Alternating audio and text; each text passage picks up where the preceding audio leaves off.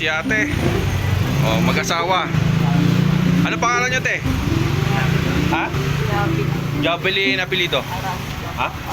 Orozco. Oh, okay. Nakita ko lang silang pag-gala-gala dito. Kayo po? Albert po. Ha? Albert. Albert, ano? Tommy po. Komyo. Mag-asawa po sila. Ayan, nadaanan ko wala sigurong pera kaya binilang ko na rin po ng tinapay.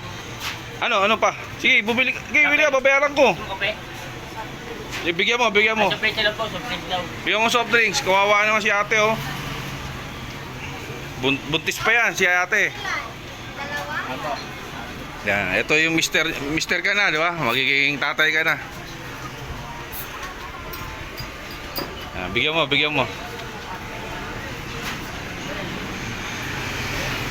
Paano ulit yung mamayang gabi natin, oh? Ha? Wala rin kayong bahay. Wala po yun. Gusto nyo doon tumira sa farm ko, sa may citrus? Wag yun. Ha?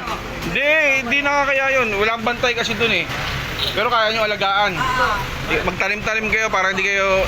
Saan kayo madalas matagpuan? Dito lang po kami. Dito, hanapin ko. Ayusin ko lang doon, ha? Oo. Yan lang po si ate, oh. Yan. Buntis si ate, oh. Wawa naman, oh.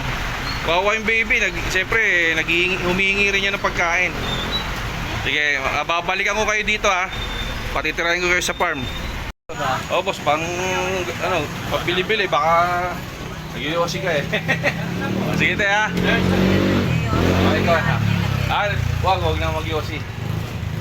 Salamat.